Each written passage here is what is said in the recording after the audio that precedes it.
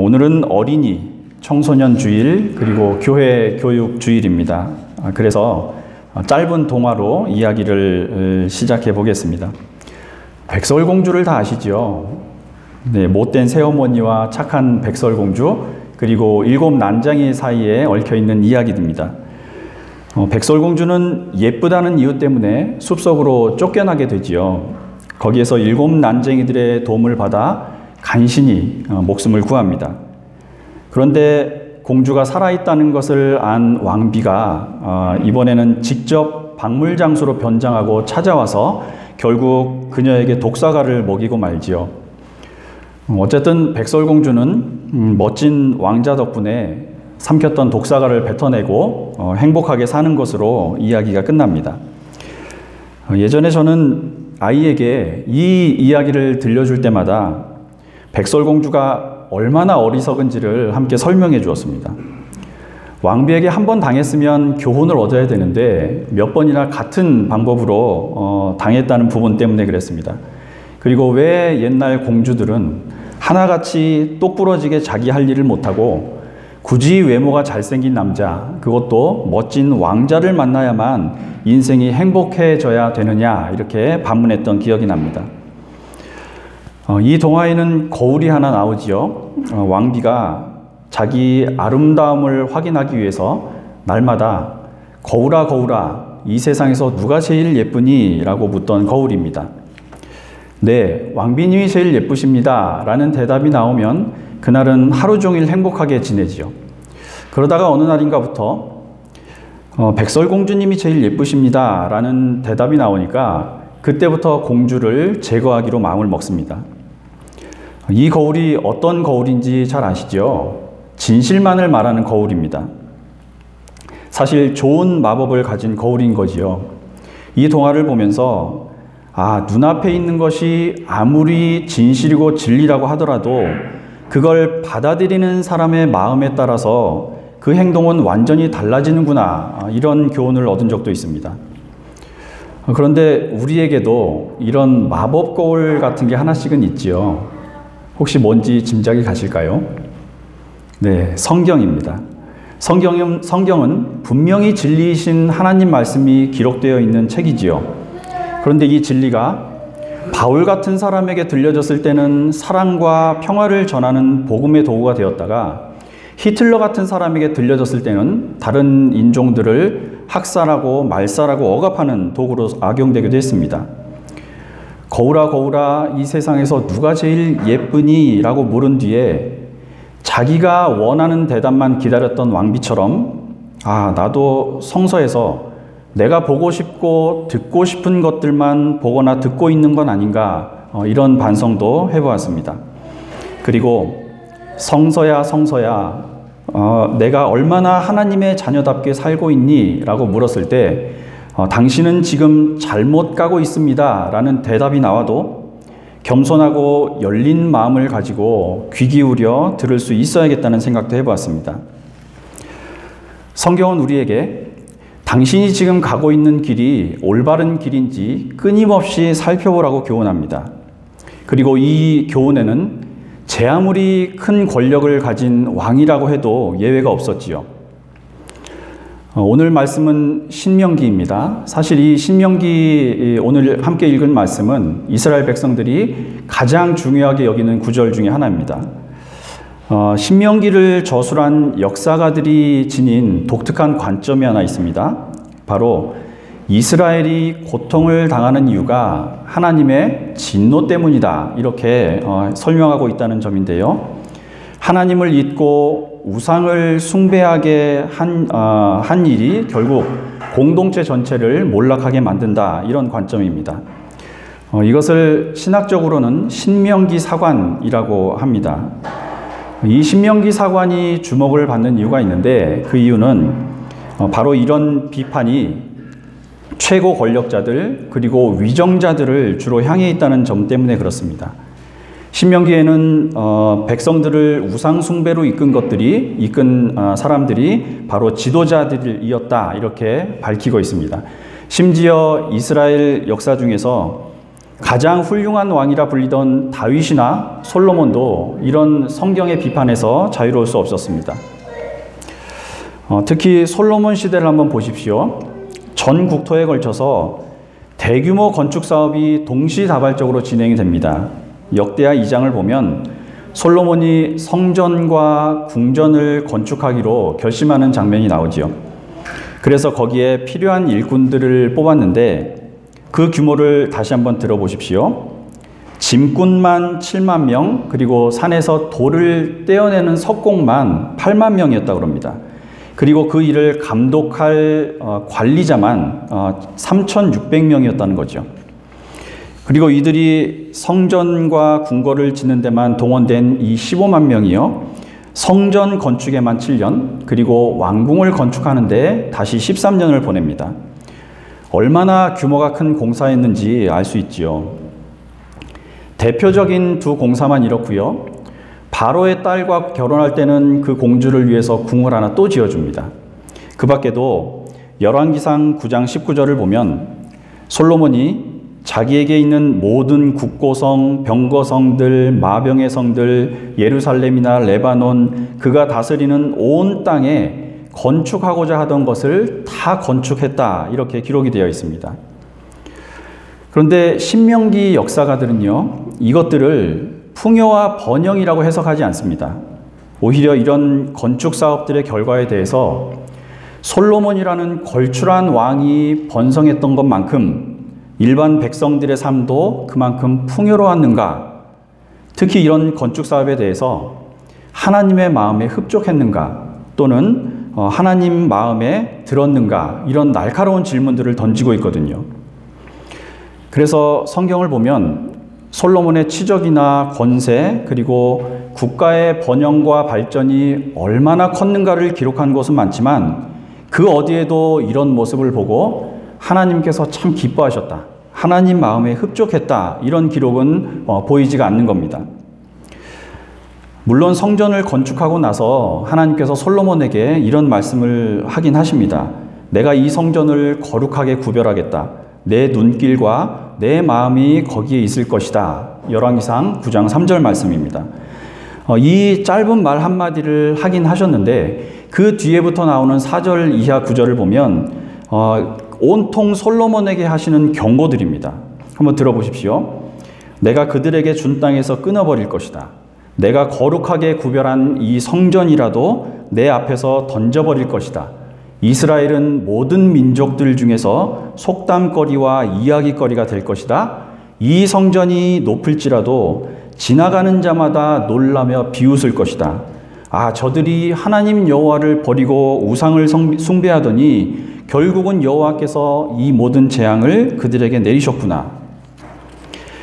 솔로몬은 하나님께 이런 경고를 들었을 뿐만 아니라 대규모 건축 사업으로 인해서 백성들도 고통을 받았습니다. 당연히 과중한 세금 그리고 부역에 시달릴 수밖에 없었겠지요. 그러다가 솔로몬 왕이 죽고 나니까 그 아들 르호보암 왕을 찾아갑니다. 그래서 솔로몬 왕 때부터 있었던 중노동과 멍해가 저희들에게 너무나 무겁습니다. 이것들을 좀 줄여주십시오. 그러면 우리가 왕을 잘 섬기겠습니다. 그런데 르호보암은 왕께서 종의 마음을 가지고 이 백성들의 마음을 품어주셔야 됩니다. 잘 섬겨주셔야 됩니다. 라는 원로들의 말에 귀를 기울이지 않습니다. 오히려 젊었을 때부터 어울리던 사람들의 말을 듣고, 아, 그래, 아버지가 가죽채찍이었다면 나는 쇠채찍으로 다스려주마. 이렇게 더 강압적인 정책을 펴기로 하지요. 그러자 백성들이 급기야 다윗의 집안 출신 왕들의 지배받기를 거부하는 사태까지 벌어집니다. 이스라엘판 촛불 집회라고 할 수가 있는 거죠. 그 기록이 열왕기상 12장 16절에 있습니다. 우리가 다윗과 무슨 관계가 있느냐? 이새의 아들에게서 받을 유산이 없도다. 이스라엘아, 너희의 장막으로 돌아가라. 다윗이여, 이제 너는 내 집이나 돌아보라 하고 이스라엘이 그 장막으로 돌아가니라. 야, 도대체 다윗의 집안이 어떠했기에 백성들이 이런 저주까지 내리게 된 걸까? 설교를 준비하면서 다윗의 가정에 대해서 한번 고민해 봤습니다. 당연히 어린이 주일인 만큼 다윗의 자녀 교육에 대해서도 생각해 보았습니다. 과연 다윗은 하나님의 마음에 합한 자라는 평가를 들은 만큼 자녀의 교육에도 성공한 인물이었을까? 이 질문에 대한 답을 찾기는 간단하죠. 너무나 쉽습니다. 다윗의 자녀들이 어떤 인생을 살았는지를 보면 되는 거지요. 결론부터 말씀드리자면 다윗은 자녀들 교육에 실패했습니다. 사실은 실패라고 제가 말씀드리지만 이렇게 표현하기도 민망할 정도로 자녀들을 심각하게 방치해 둔 걸로 보입니다. 자녀 교육에 대해서 아예 아무것도 하지 않은 거지요. 왜 그런지 잠깐 설명을 드리겠습니다. 다윗의 첫째 아들은 암논입니다. 근데 이 큰아들이 배다른 여동생 다말을 범한 사건을 아실 겁니다. 가족 내 성폭행을 저지른 거죠. 당시 다윗은 큰아들이 저지른 이 추악한 범죄 때문에 엄청난 분노를 쏟아냅니다. 그런데 성경의 기록을 살펴보다 보면 이상한 점이 나옵니다. 분노를 쏟아낸 것 말고는 다른 어떤 조치도 보이지 않는다는 겁니다. 그 사건 때문에 이 다말의 친오빠인 압살롬이 자기의 이복형 암논을 결국은 죽이게 되지요. 형제들끼리 죽고 죽이는 일이 벌어졌는데 다윗은 이번에도 입을 다물고 있습니다. 큰아들이 죽었다는 소식을 듣고 옷을 찢으면서 땅에 드러눕고 통곡하면서 슬퍼하긴 했지만 압살롬이나 다른 자녀들을 불러다 놓고 그들의 행동을 바로잡으려고 무엇인가 했다는 기록은 아무것도 없거든요.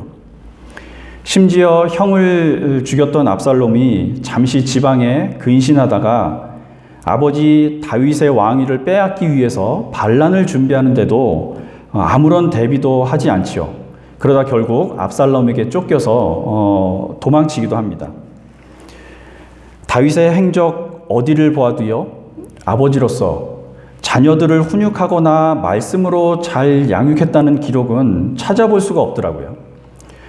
한일장신대학교 한 교수님이 이런 다윗 왕가를 보면서 이 가정의 문제에 대해서 이런 진단을 내린 적이 있습니다. 이 가정의, 다윗 가정의 가장 큰 문제점은 대화 부족이다. 다윗의 가족들이 서로 긴밀하게 연결되어 있는 것 같지만 가족 구성원들끼리 전부 따로 고립된 섬처럼 살아갔었다는 거죠. 외로웠다는 겁니다. 다윗뿐만 아니라 가족들 모두가 서로 대화하려는 마음도 없고 실제 대화도 하지 않으니까 결국은 일이 생겼을 때 서로 설득하는 마음 없이 서로 파괴하거나 죽이거나 쫓아내려는 권모술수만 가득한 가정이 되어버렸다는 겁니다. 심지어 솔로몬이 왕좌에 오르는 순간에도 자기 형제들끼리 서로 죽고 죽이는 일을 겪고 난 후에야 왕이 되지 않습니까? 도무지 형제들 간의 우애를 찾아볼 수가 없습니다. 이렇게 다윗 가문이 겪은 비극적인 사건의 뒤에는 그 근본적인 원인이 대화 부족이었다. 이렇게 설명을 하고 있는 거죠. 다시 백설공주 이야기를 조금 더 해보겠습니다.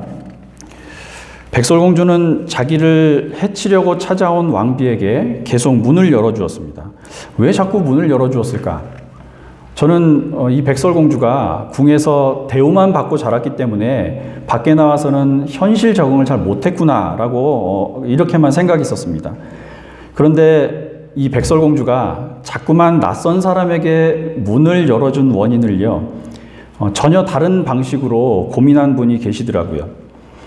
서울의 한 고등학교 교사분이신데 이분이 백설공주는 왜 자꾸 문을 열어줄까? 이런 제목의 책을 낸 적이 있습니다. 이분이 참 교사다운 설명을 했더라고요. 그 내용을 잠깐 소개해 드리겠습니다. 이 책에는 왜 백설공주는 어리석은 짓을 반복했을까? 왜 실수를 통해서 배우지 못했을까? 이런 질문이 있습니다.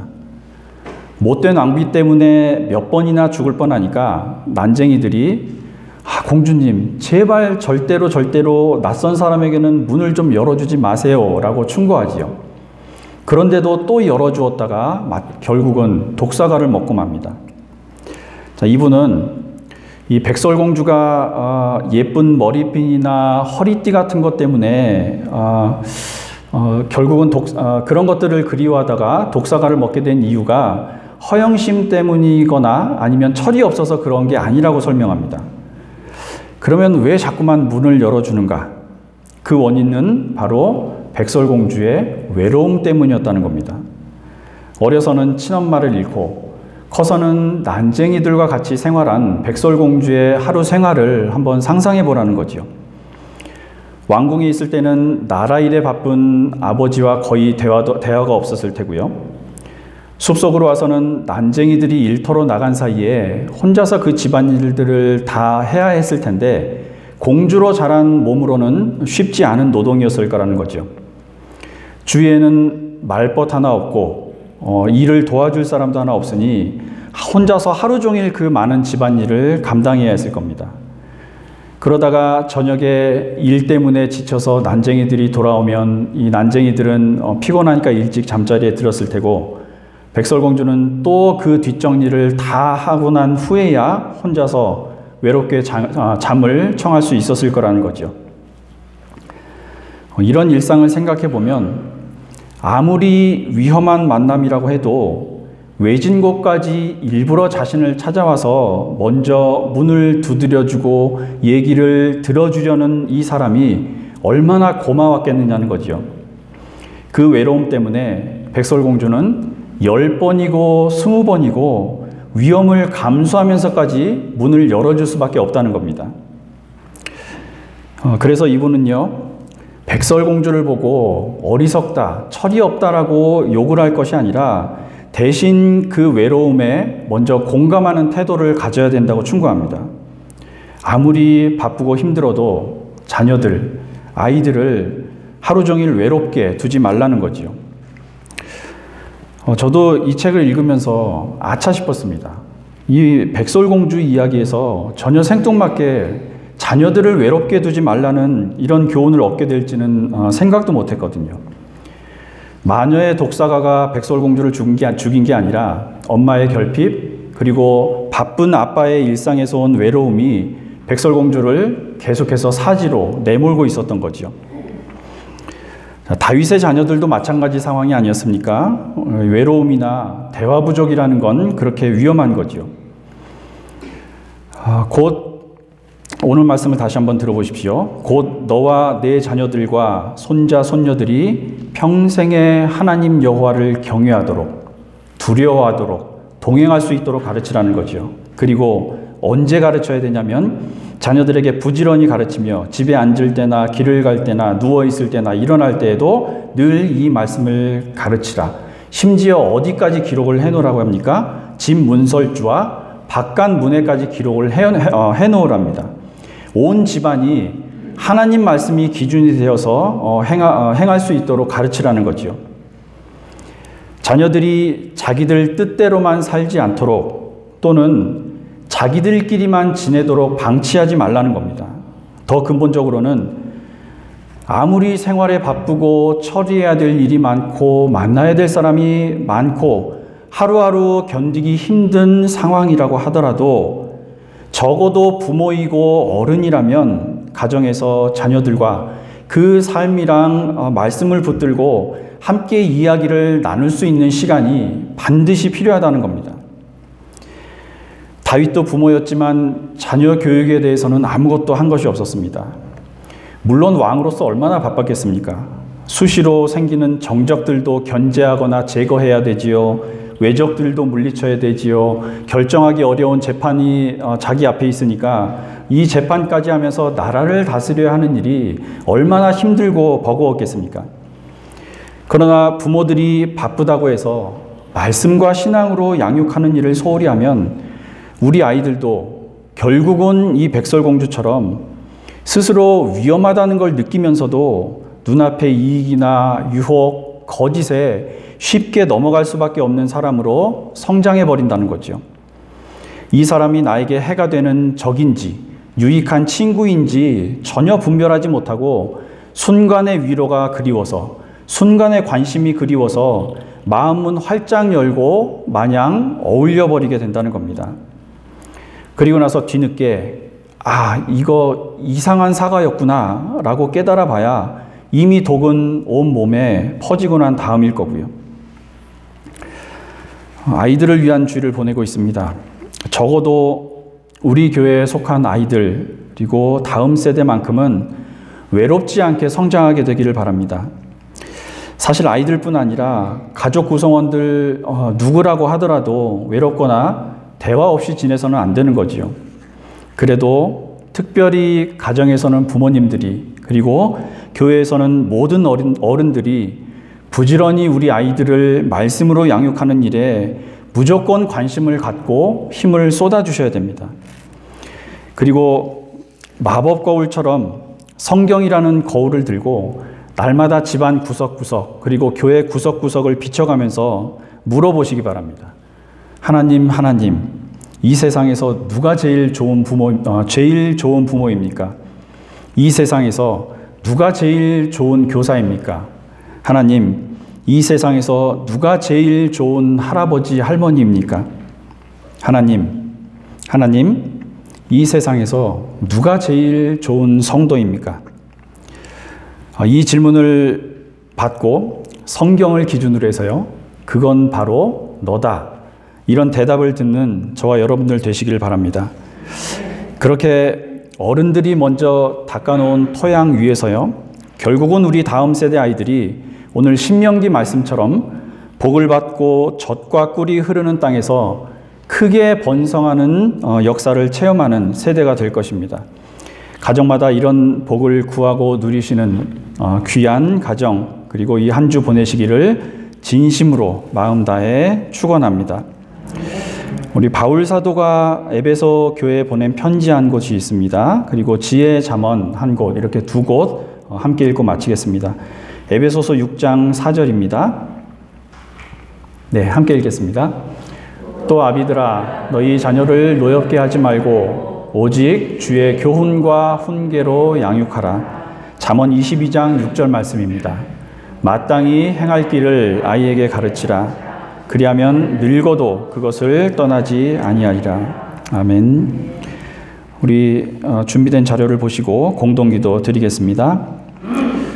참 좋으신 주님, 우리 교회의 귀한 자녀들이 주님 주신 명령과 말씀에 굳게 서서 마음과 뜻과 힘 다해 하나님을 경외하는 좋은 어른으로 성장하길 원합니다. 참으로 아이들이 외롭고 답답함을 느끼는 시대입니다.